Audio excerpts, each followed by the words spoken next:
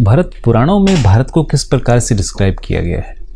Sir, पुराणों में भारत को कि हिमालय से और समुद्र के बीच का जो पार्ट है उसके रूप में डिस्क्राइब किया गया है, और भारत को आर्यव्रत जैसे शब्दों से जम्बूद्वीप।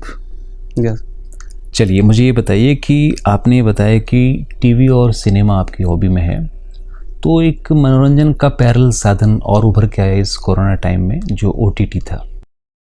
ओटीटी में सिनेमा और टीवी से ज़्यादा स्कोप दिखाई देते हैं, और इसके कौन कौन से बेनिफिट्स हैं जो सिनेमा और टीवी में नहीं लेकिन ओटीटी में है?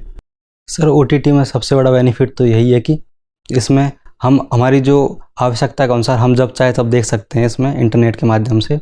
दूसरा ये कि नए नए सब्जेक्ट्स जो उभर के आ रहे हैं समाज में, ऐसे सब्जेक्ट जिन पर शायद फिल्में नहीं बनती थी, उनको इसके माध्यम से जो है दिखाया जा रहा है। और सर अभी मैं इतना सोचा। करौली का मीनिंग क्या है? Sorry sir. चलिए कोई बात नहीं।